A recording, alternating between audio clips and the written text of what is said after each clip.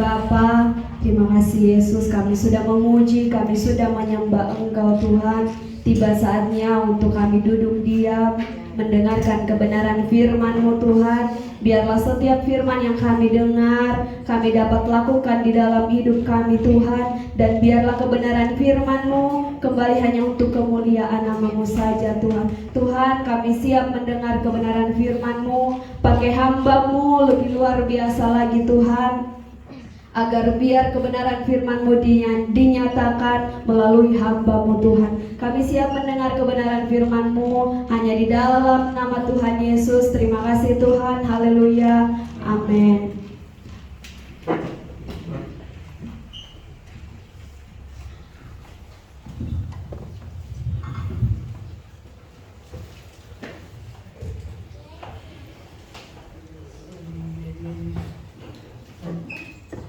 Puji Tuhan, selamat pagi Bapak Ibu Saudara yang terkasih. Salam sejahtera buat kita semua.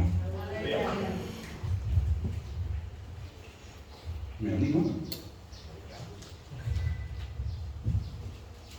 Saya rasa saudari Meli berlebihan ya bilang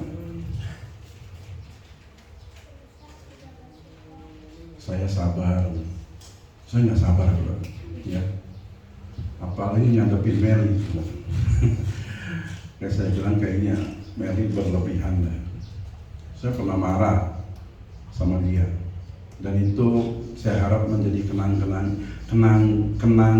manis. Ya. Marah gara-gara beli Indomie. Ya. Saya suruh di sini, dia malah ke tempat jauh. Saya marah waktu itu, dan dia nggak lupa tuh. Ya. Saya yakin dia nggak lupa. Makanya kalau tadi dia bilang saya sabar, apakah itu berlebihan? Ya. Ya kita saling doakan, ya kita doakan Meli doakan kita supaya penyertaan Tuhan tetap ada buat kita masing-masing, ya. Walaupun tiket pesawat lagi mahal-mahalnya nih saudara, tuh apalagi domestik ya, banyak yang bilang lagi mahal-mahalnya. Sebetulnya kan Meli tidak mau naik pesawat, dia udah bilang saya mau naik kapal laut. Tapi kami berusaha mencari, agak sulit kapal laut, nggak bisa beli online, dan juga nggak bisa ke Alfa, ke Indomaret, ke ini juga ke biro apa namanya, tempat jual tiket, travel ya, nggak dapat. Jadi puji Tuhan dia dapat berkat naik pesawat. Ya, walaupun saya bilang tadi harga tiket pesawatnya lagi mahal-mahal. Coba sudah lihat kan, ke Manado bisa hampir 3 juta, 2 juta lebih. Ya makanya Lia, saya bilang nanti Lia ya cari tiket promo dulu ke Manado. Kayaknya saya dapat tiket promo buat Lia buat tanggal 30 Januari 2027. Ya. Tuh ada promo tuh 30 Januari 2027 tiket ke Manado. Itu pun berangkatnya dari Palembang, saudara. Ya. Mahal ya. Jadi sabar ya, biaya. Kita bukan nggak mau kamu pulang. Sama sedikit aja tadi ada yang kurang. Kenapa nggak disebut teman-teman praktek? Mereka kelihatannya sedih deh. Nama mereka nggak disebut. Lia teman sekamar, Denal teman berantem, Aldi juga teman bercanda. Ya, kan lebih terharu tuh kalau begitu. Ya, oke, nanti bersaksi lagi minggu depannya kalau belum pulang. Oke, kita buka Yohanes pasal 15.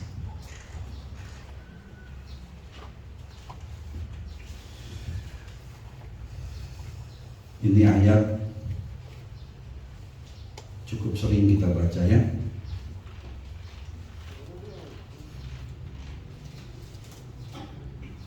Oke. Yohanes pasal 15 ayat 16.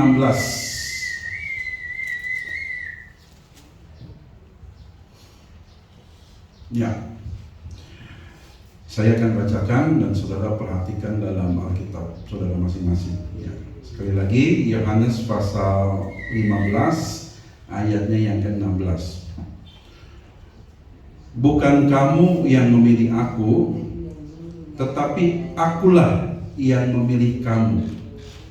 Ini perkataan Tuhan Yesus ya. Dan aku telah menetapkan kamu supaya kamu pergi dan menghasilkan buah. Dan buahmu itu tetap, supaya apa yang kamu minta kepada Bapa dalam namaku diberikannya kepadamu. Ya. Tadi saya katakan ini adalah ucapan dari Yesus langsung, ya. Nah, bukan kamu yang memilih aku, ya. Huruf A-nya, huruf awal A-nya pakai huruf kapital, ya.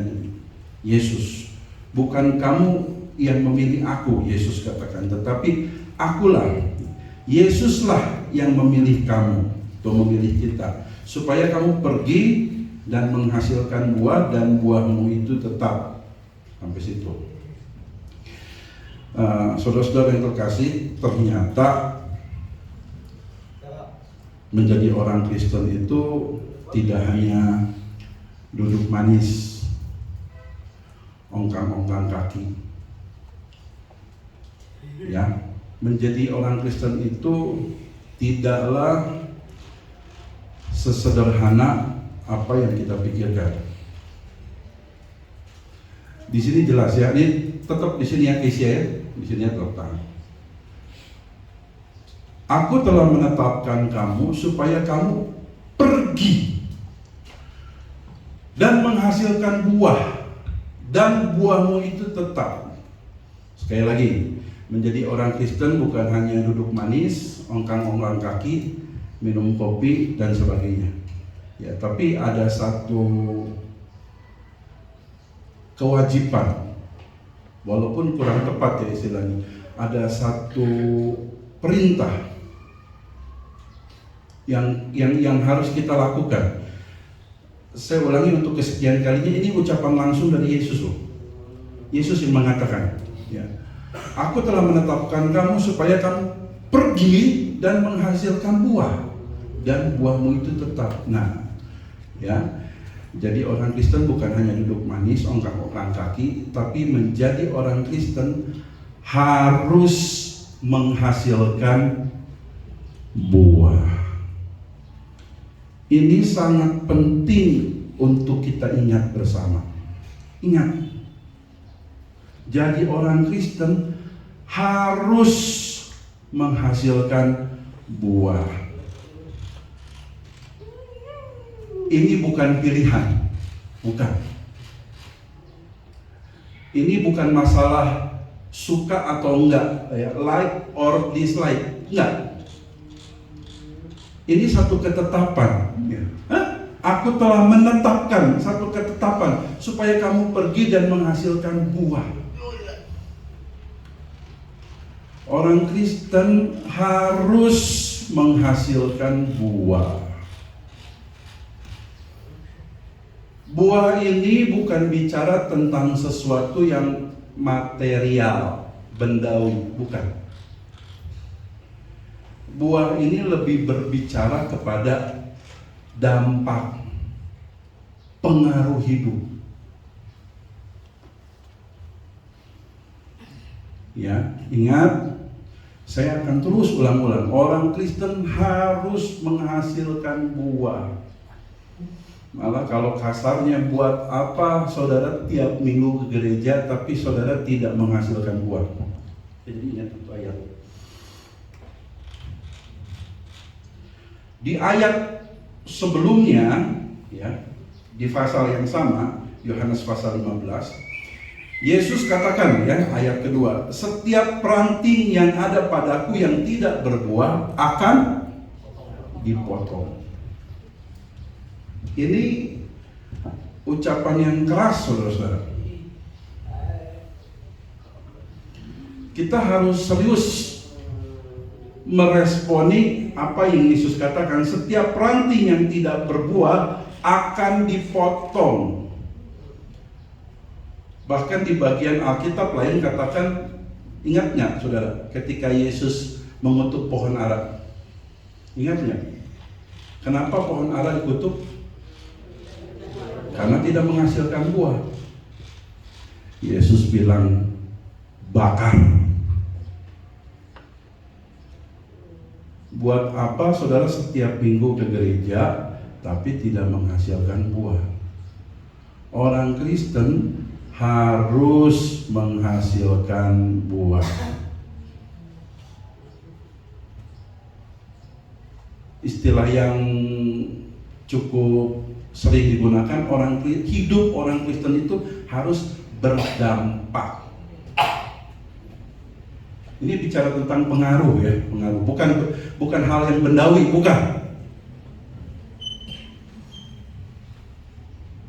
Nah, yang jadi pertanyaan, ini maaf nih Pak Kornel, karena saya jalan-jalan, nanti kalau di kameranya nanti ada saya, nanti nggak ada ya.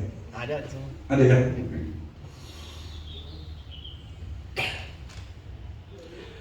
Pertanyaannya, buah yang seperti apa? Nah gitu kan? Buah yang seperti apa? Yuk kita lihat Matius pasal 7, ini lebih jelas lagi di sini. Matius pasal 7 ayat 17 sampai 21. Matius pasal 7 ayat 17 sampai 21. Masih saya akan bacakan buat saudara. Demikianlah setiap pohon yang baik menghasilkan buah yang baik, sedangkan pohon yang tidak baik menghasilkan buah yang tidak baik. Tidak mungkin pohon yang baik itu menghasilkan buah yang tidak baik, ataupun pohon yang tidak baik itu menghasilkan buah yang baik. Dan setiap pohon yang tidak menghasilkan buah yang baik pasti ditebang dan dibuang ke dalam api. Jadi dari buahnya lah kamu akan mengenal mereka. Ayat terakhir yang saya akan bacakan, ayat 21. Bukan setiap orang yang berseru kepadaku Tuhan, Tuhan akan masuk ke dalam kerajaan sorga, melainkan dia yang melakukan kehendak Bapakku yang di sorga. Sampai ke ayat 21 ngeri. Ya, ini bukan bicara tentang orang di luar sana yang tidak kenal Tuhan, tapi ini bicara tentang anak-anak Tuhan, bicara tentang orang-orang Kristen, bicara tentang orang-orang yang ada di dalam gereja. Tadi saya katakan kepada saudara, orang Kristen harus menghasilkan buah. Buah yang seperti apa? Ternyata setelah kita baca Matius pasal 7 tadi, ada dua macam buah. Ada buah yang baik, ada buah yang tidak baik. Jelas yang Tuhan mau dalam kehidupan saudara dan saya adalah buah yang baik, pengaruh yang baik, dampak yang baik, jadi berkat buat orang lain. Nah ini penting. Ya Pak Pendeta, saya udah tahu kok. Sudah tahu, udah sering dengar itu. Saya mau tanya sama saudara, apakah sampai saat ini hidup kita sudah menghasilkan buah yang baik? Jangan buru-buru jawab.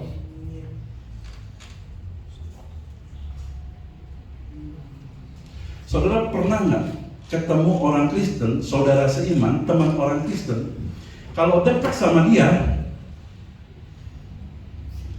auranya aura negatif? Jujur sudah jawab. Pernah nggak? Saya jawab ya, saya dulu jawab. Sering.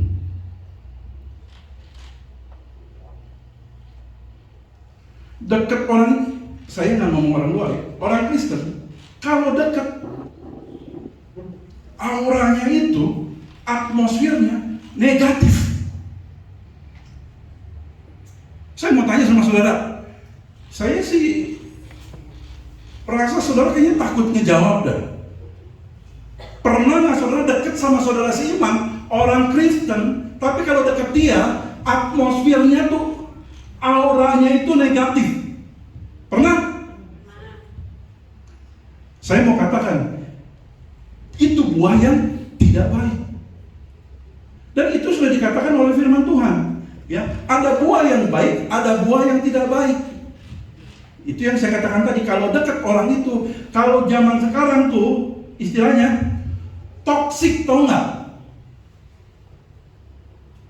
Dekat sama orang ini kejelekan aja saudara, kejelekan, ngomong kejelekan. Saya udah tahu sebelah ngomong pasti kejelekan. buah yang nggak baik.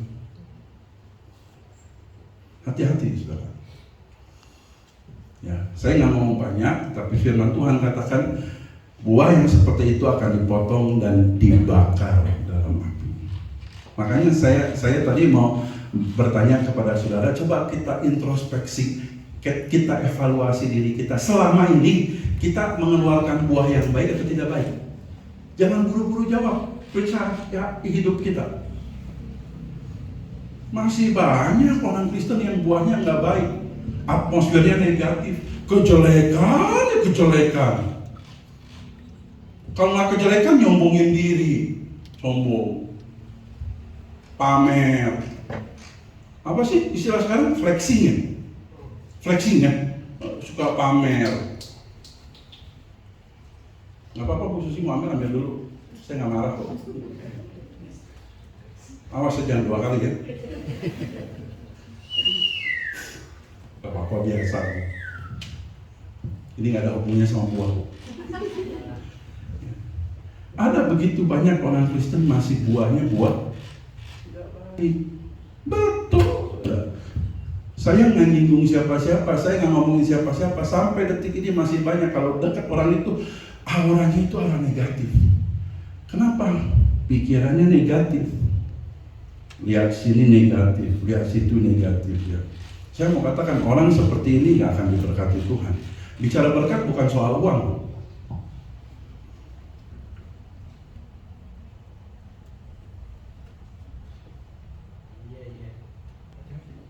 Hati-hati.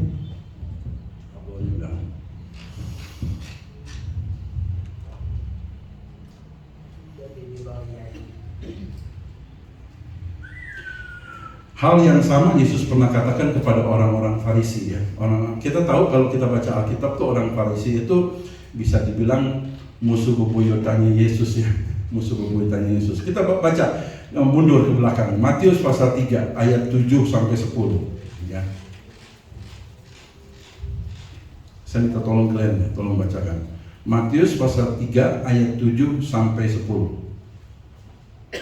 Matius pasal 3 ayat 7 sampai 10.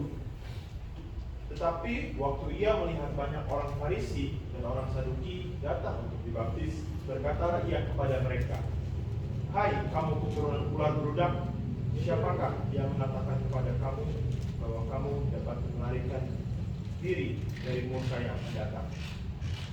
Jadi hasilkanlah buah yang sesuai dengan pertobatan. Dan janganlah mengira bahwa kamu dapat berkata dalam hatimu, Abraham adalah bapa kami. Karena aku berkata kepadamu, Allah dapat menjadikan anak-anak bagi Abraham dari batu-batu ini. Kapak sudah tersedia pada akar pohon, dan setiap pohon yang tidak menghasilkan buah yang baik pasti ditebang dan dibuang ke dalam api." Nah, terima kasih saudara. Pertanyaannya apakah menghasilkan buah? Menghasilkan buah. Tapi persoalannya buahnya baik atau tidak? Ayat 10, ini menjadi klimaksnya. Kapak sudah tersedia pada akar pohon, dan setiap pohon yang tidak menghasilkan buah yang baik, menghasilkan buah nggak? Menghasilkan buah nggak? Menghasilkan, ya. Tetapi menghasilkan buah yang tidak baik. Pasti Alkitab katakan ngeri, saudara. Ngeri betul, ngeri. Ya, saya bukan mendramatisir, tapi ngeri betul.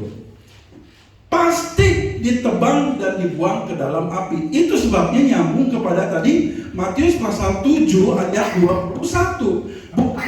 Bukan setiap orang yang berseru kepadaku Tuhan, Tuhan akan masuk ke dalam kerajaan surga, melainkan dia yang melakukan kehendak Bapakku yang di surga. Jadi hati-hati. Kristen, anak Tuhan, si anak Tuhan.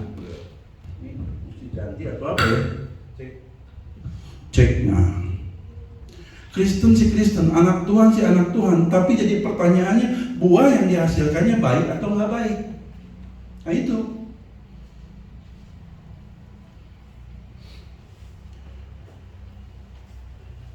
Jujur ya, jujur. Ini saya pribadi ya. Saudara tersinggung nggak apa-apa kok ya, nggak apa-apa. Tapi kan kesempatan saya, hak saya saya bicara di mimbar. Saya nggak suka ngobrol sama orang yang toksik, yang buahnya tuh negatif, auranya aura negatif. Kalau bisa nggak usah ngobrol lah sama orang kayak gitu. Toksik, saudara. Kenapa? Pikiran kita, perasaan kita bisa terpengaruh.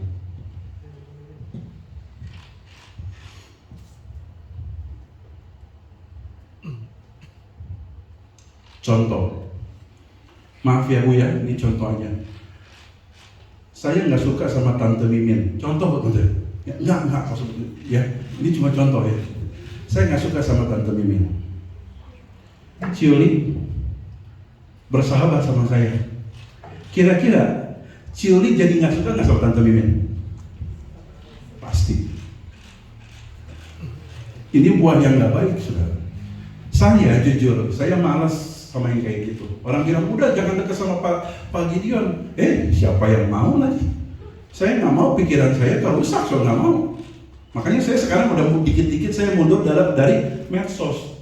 Ya, saya mau belajar seperti Pendeta Nemo. Pendeta Nemo 100% nggak pakai medsos. Saya bilang, Pak Nemo, saya pengen kayak Pak Nemo.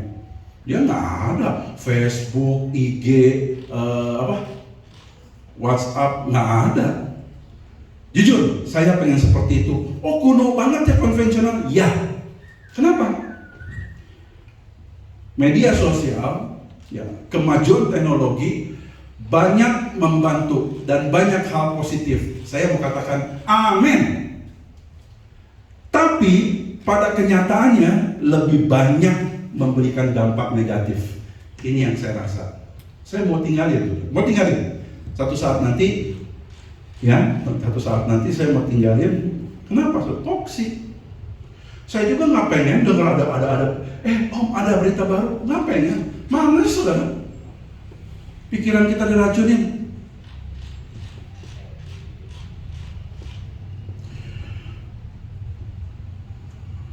Ingat, saudara, perumpamaan lalang dan gadung. Ya. Pekerja-pekerja yang ada di kebun bilang sama bosnya, bos, babat aja ya, sikat aja habis. Bos bilang jangan, biarkan itu tumbuh sama-sama. Nah, ini satu contoh yang tepat sekali, saudara. Di gereja, saya terus terang aja, di gereja itu ada lalang, ada gandum, pasti. Tempatnya sama, ibadahnya sama, sama-sama GPDI, yang khotbahnya sama, dengar firman Tuhannya yang sama pagi ini oleh Pak Gideon, tapi responnya beda-beda. Ada lalang, ada gandum. Kalau saya Glenn bisikin, ini contoh yang lebih ekstrim lagi ya, tapi saya ada kekhawatiran nanti ada orang yang tertuduh, tapi nggak apa-apa.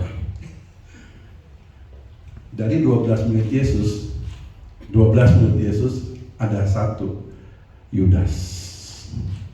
Yudasnya toksik, saudara. Padahal kan dia tiap hari sama Yesus, sama dengan murid-muridnya lain, setiap hari dengar firman Tuhan, tapi kan hasilnya beda. Ya, jadi saya sebetulnya menyampaikan khotbah ini bukan untuk nembak, ya, bukan untuk nuduh, lu toksik lo, bukan. Justru saya mau menyadarkan saudara, yuk kita kembali kepada firman Tuhan. Hasilkan buah yang baik, bukan buah yang tidak baik. Supaya pengiringan kita ke gereja itu nggak sia-sia.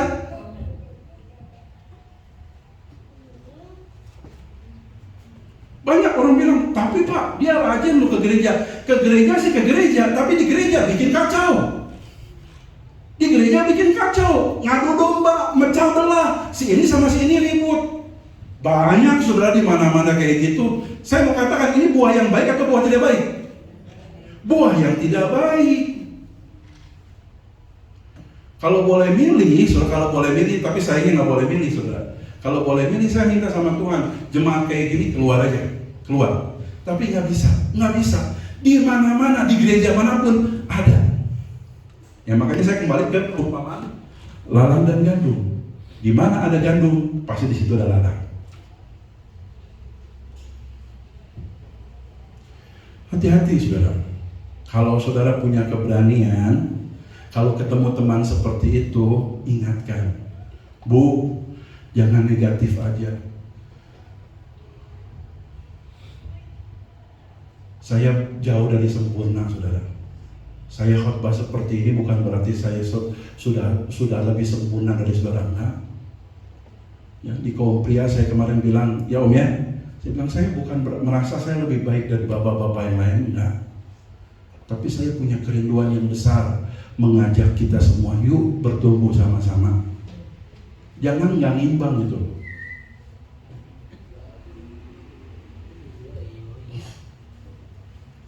Betul, ke gereja sih ke gereja, tapi di gereja bikin kacau. Di gereja bikin ribut.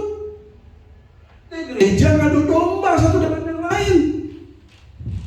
Nah, ini kan buah yang nggak baik, saudara. Ada seperti itu, saya mau jawab, banyak.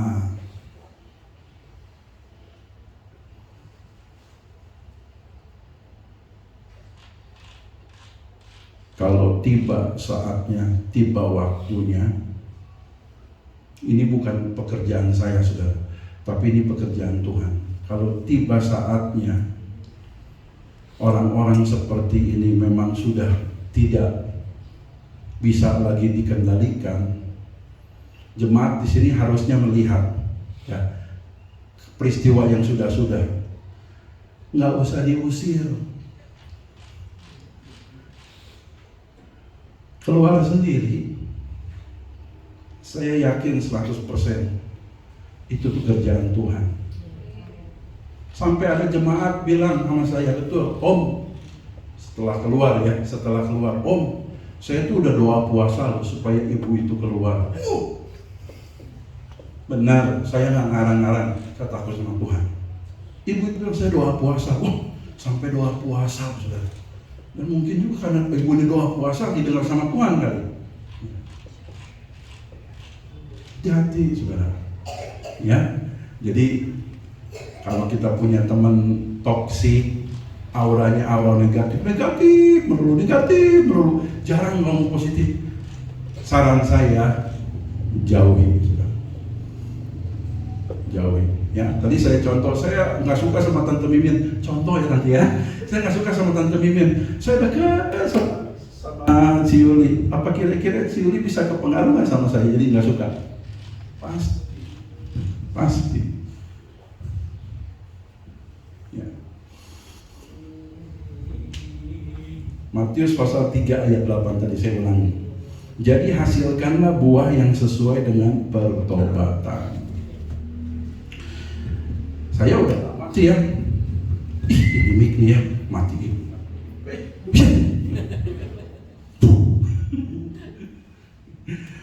Saya udah lama sih nggak khotbah keras ya, tapi perlu sih ya jemaat diingatkan ya, supaya kalau lihat ini kok begini ya, yang gitu selalu ada. Tapi kita berdoa, Tuhan jadikan saya pohon-pohon yang menghasilkan buah yang baik. Ya, jauhkan itu hal-hal negatif.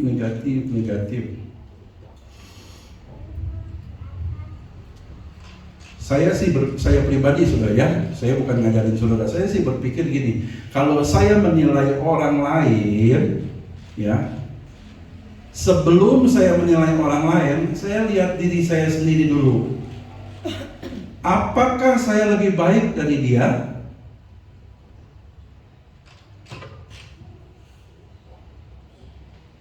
Seringkali kita ngomongin orang lain, maaf, kita nggak ngaca.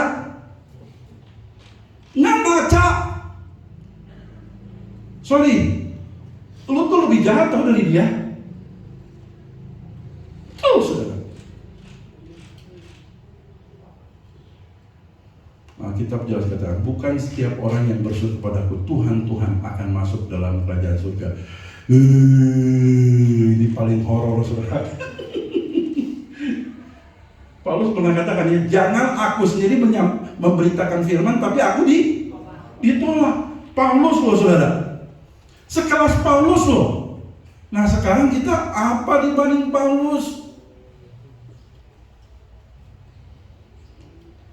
Minggu lalu atau berapa minggu lalu saya ngobrol sama Kopopo di belakang, ngobrol tentang satu hamba Tuhan.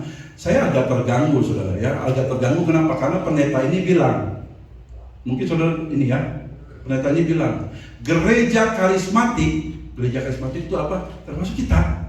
GBI, GPDI, GSJA, Gereja Bethel Tabernakel, Gereja Pantai Kosta, pokoknya yang tepuk tangan.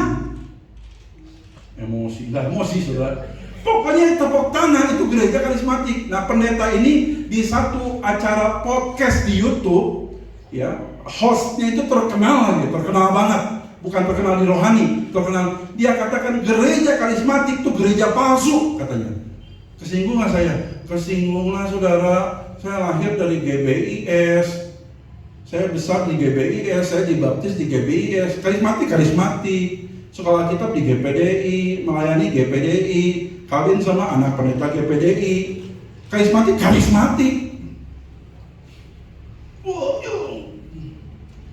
Pendeta Pantai Kosta tuh pendeta mata duitan. Saya bilang ya ampun, ya Tuhan kasihanilah. Saya ngobrol agak lama sama Kopopo. Saya bilang kalau dibilang pendeta Pantai Kosta mata duitan, saya menjawab betul, tapi nggak semua. Nah ini loh yang saya bilang, sebelum kita ngomong tuh kita lihat diri kita ya. Jadi kalau kita udah merasa paling benar, ini yang bahaya saudara. Cikal bakal dari kesombongan. Ingat ya, Alkitab, saya nggak mau banyak-banyak baca ayat Alkitab, tapi saya yakin ini Alkitab katakan Tuhan menentang, bukan cuma benci loh. Tuhan menentang, artinya melawan orang yang sombong. Kalau merasa diri udah lebih baik dari orang lain, hati-hati. Amsal katakan tinggi hati mengawali kehancuran.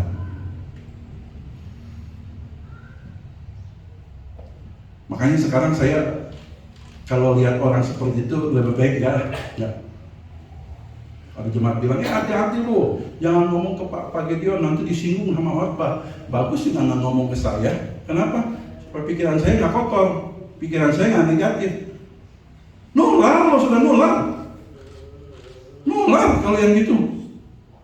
Ya makanya Alkitab tuh, aduh luar biasa tuh kan, khotbah tentang satu poin aja bisa kemana-mana. Alkitab katakan kebiasaan yang buruk, pergaulan yang buruk merusak kebiasaan yang baik. Jadi pilihlah ya dalam bergaul. Kalau saudara dekat sama orang itu bilang, brur, janganlah begitu. Yuk kita positive thinking. Menghasilkan buah yang baik. Ada jemaat datang sama saya, dia tanya, Om, salah nggak? Saya nggak mau gaul lagi sama dia karena jujur ya negatif menurut. Saya bilang nggak, kamu nggak salah. Kamu sudah mengambil satu tindakan sikap yang benar. Daripada kamu nanti jadi teracuni, lebih baik pergi. Ya, itu firman Tuhan. Saya akan tutup dengan satu ayat yang sudah dibaca tadi ya, yaitu ayat 21 Matius pasal 7. Bukan setiap orang yang berseru kepadaku Tuhan, Tuhan akan masuk ke dalam kerajaan surga, melainkan dia yang melakukan kehendak Bapakku yang di surga. Lakukanlah apa yang Tuhan mau dalam kehidupan kita. Jangan lakukan apa yang Tuhan tidak perintahkan. Oh Pak, kita kan hidup ini kan kita perlu improvisasi. Main musik bagus improvisasi, tapi hidup jangan pakai improvisasi. Ikut aja apa kata firman Tuhan. Ya, oke. Saya mengajak kita semua juga bertobat. ya, bertobat supaya kita menghasilkan buah yang baik loh. Buahnya. Jadi nggak mustahil semua jemaat di sini bisa menghasilkan buah yang baik. Nggak mustahil. Walaupun tadi saya katakan ada ucapan yang agak-agak pesimis kedengarannya ya. Selalu ada, di mana ada gandum pasti di situ ada lalang. Kayaknya pesimis gitu kan. Tapi saya yakin Tuhan bisa membuat saudara menjadi buah-buah yang baik. Yuk, berpikiran positif. Kalau bicara kekurangan, semua orang punya kekurangan. Ada yang nggak punya kekurangan? Nggak apa-apa. Kalau sudah menjadi saya nggak punya kekurangan, saya lengkap hidung, mata, telinga.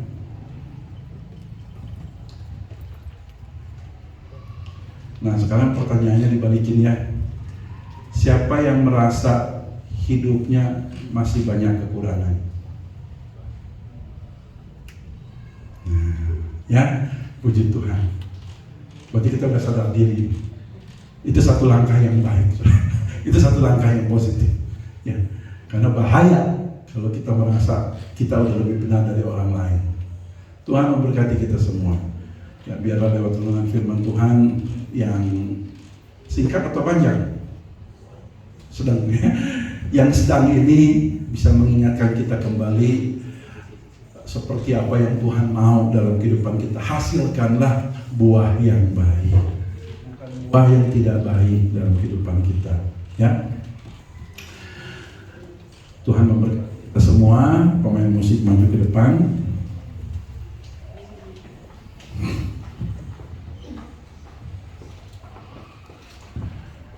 Mari saudara kita sama-sama berdiri. Kita nyanyikan pujian yang tadi dinyanyikan, Yesus, Engkaulah permata hatiku.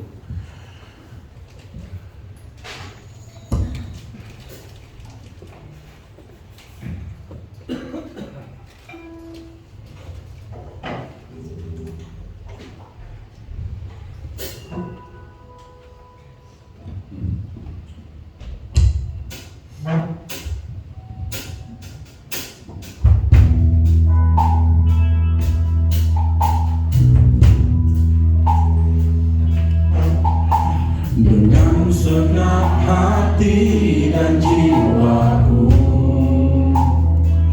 ku datang padamu dalam kerinduan. Kasih-Mu yang sanggup mengubah. Amin. Tuhan sanggup mengubah hatimu.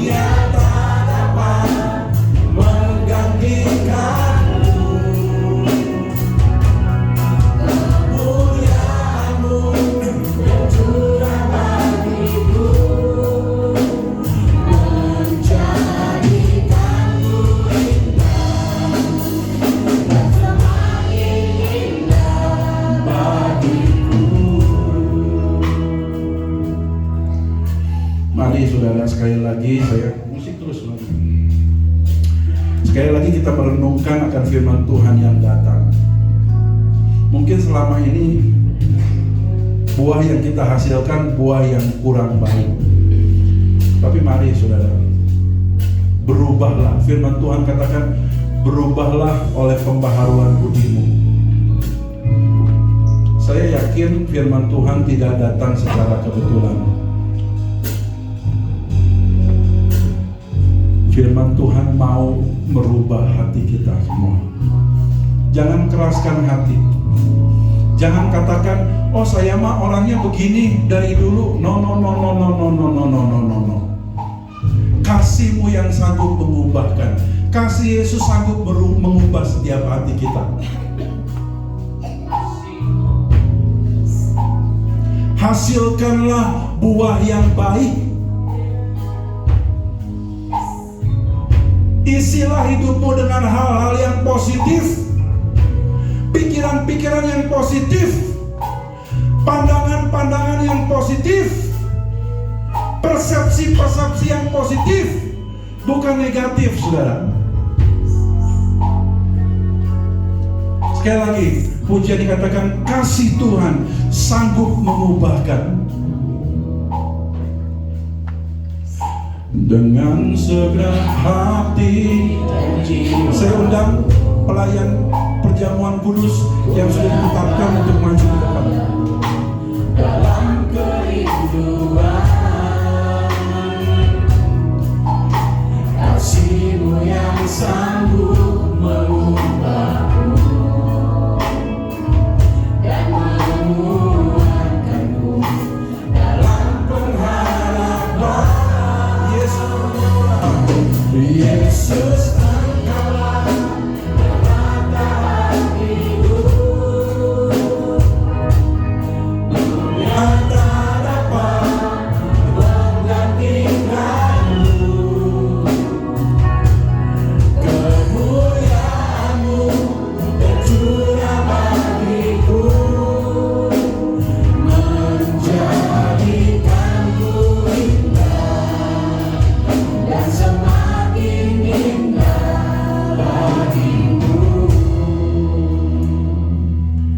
Terima kasih Tuhan, kami sangat bersyukur karena firman Tuhan datang mengingatkan kami supaya kami dalam hidup kami menghasilkan buah-buah yang baik, bukan buah-buah yang tidak baik. Roh Kudus, mampukan kami Tuhan untuk berjalan sesuai dengan kehendak Tuhan, supaya kami bukan hanya menjadi pendengar-pendengar saja, supaya kami tidak menjadi jemaat yang cuma setor muka ke gereja Tuhan, supaya kelihatan ke gereja. Bukan Tuhan, biarlah hidup kami, hati kami benar-benar diubahkan menjadi sesuatu yang indah di mata-Mu ya Tuhan, indah di pemandangan-Mu. Tuhan, jadikan hati kami positif. Jadikan pikiran kami pikiran yang positif Tuhan, yang tidak selalu memandang kekurangan orang lain, yang tidak selalu menilai keburukan orang lain Tuhan. Karena kami sadar kami juga masih penuh dengan kekurangan Tuhan. Kami juga penuh dengan kejelekan, keburukan. Itu sebabnya Tuhan, kami mau diubahkan hari lepas hari semakin serupa dengan Engkau Tuhan. Berkati jemaat-Mu yang sudah mendengarkan firman-Mu, Tuhan, jamah hati mereka, lembutkan hati mereka. Jangan ada yang mengeraskan hati ya Tuhan, supaya kami semakin hari semakin berkenan di hadapan-Mu. Dan saat ini Tuhan, kami juga menerima perjamuan kudus. Tuhan, sebelum itu hamba berdoa, ampuni segala dosa dan kesalahan kami Tuhan. Sucikan kami, layakkan kami untuk menerima perjamuan kudus. Karena kami yakin apa yang kami lakukan pagi hari ini melalui sakramen perjamuan kudus semata-mata bukan hanya sebuah peringatan, tetapi juga ada kuasa di balik kematian Tuhan Yesus. Firman-Mu katakan, oleh bilur-bilurnya kita menjadi sembuh. Saya percaya kalau kita terima roti dan anggur ini dengan iman, yang sakit disembuhkan, yang lemah dikuatkan, yang susah dihiburkan. Tuhan, urapi kedua hamba-Mu, Om Joni dan Pak Cornelius, untuk menjadi pelayan perjamuan kudus pada pagi ini. Tuhan juga ampuni dosa salah mereka, sucikan mereka, layakkan mereka Tuhan. supaya apa yang mereka kerjakan lewat pelayanan perjamuan kudus ini, nama Tuhan saja dipermuliakan. Terima kasih Tuhan, hanya di dalam nama Tuhan Yesus Kristus kami sudah berdoa. Haleluya, amin. Saudara persilakan duduk. Saudara nanti akan dibagikan anggur dan roti. Setelah saudara menerima anggur, supaya saya tidak memberikan informasi nanti, saudara langsung buka tutupnya. Kalau robek langsung angkat tangan, nanti diganti ya. Kita angkat pujian terus. Dengan senang hati dan jiwaku, ku datang padamu dalam kerinduan. Kasih-Mu yang sanggup mengubahku dan menguatkanku dalam pengalaman. Dengan senang hati, dengan senang hati dan jiwaku, ku datang padamu dalam kerinduan. Kasih-Mu yang sanggup mengubahku dan menguatkanku dalam pengharapan. Yesus, Engkaulah permata hatiku, amin Tuhan. Dunia tak dapat menggantikan-Mu. Kemuliaan-Mu tercurah bagiku, menjadikanku indah dan semakin indah bagimu. Yesus, Engkaulah permata hatiku. Dunia tak dapat menggantikan-Mu.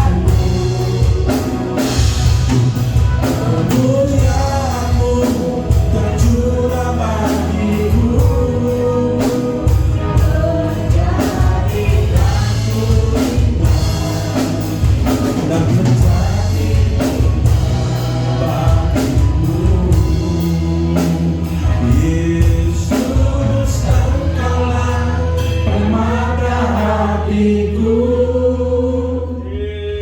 Dunia tak dapat menggantikan-Mu, amin. Kemuliaan-Mu tercurah bagiku, menjadikanku indah dan semakin indah bagimu.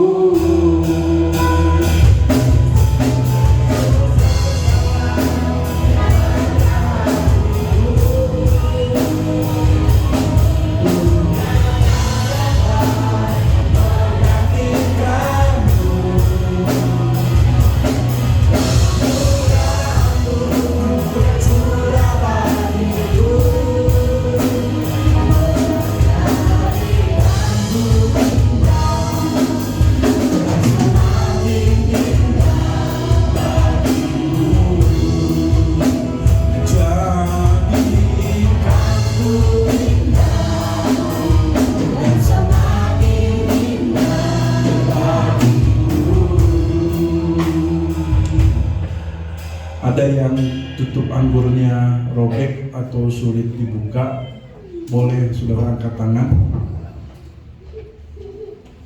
Sudah terbuka semua? Sudah? Bisa, Ibu? Bisa, aman.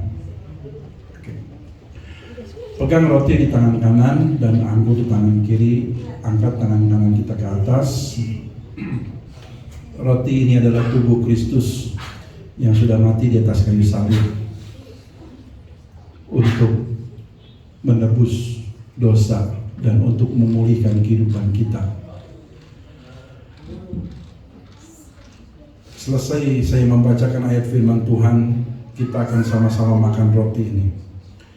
Sebab apa yang telah kuteruskan kepadamu telah aku terima dari Tuhan, yaitu bahwa Tuhan Yesus pada malam waktu ia diserahkan mengambil roti, dan sesudah itu ia mengucap syukur atasnya. Ia memecah-mecahkannya dan berkata, inilah tubuhku yang diserahkan bagi kamu.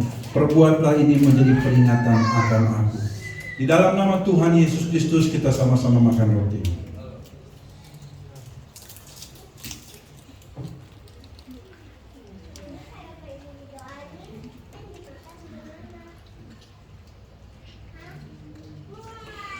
Pegang anggur di tangan kanan dan angkat agak ke atas, tidak perlu terlalu atas supaya tidak tumpah.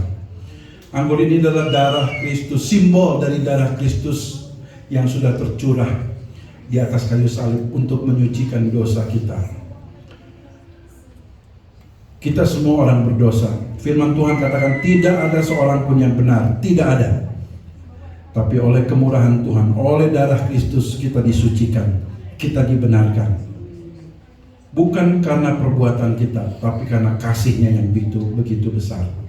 Sehingga Alkitab berjanji, sekalipun dosamu merah seperti kirmisi, Tuhan akan menjadikannya putih sama seperti salju. Sekalipun dosa kita merah seperti kain kesumba, firman Tuhan berjanji, Tuhan akan menjadikan putih sama seperti bulu domba. Selesai saya membacakan ayat firman Tuhan, kita sama-sama minum anggur ini. Demikian juga ia mengambil cawan sesudah makan, lalu berkata, cawan ini adalah perjanjian baru yang dimeteraikan oleh darahku.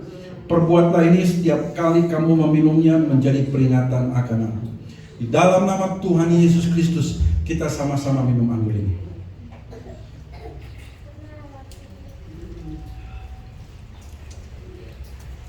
Masing-masing secara pribadi mengucap syukur kepada Tuhan. Boleh di dalam hati, boleh juga secara audible atau keluar dari mulut saudara. Saya minta kesediaan saudara Glenn memimpin kita dalam doa.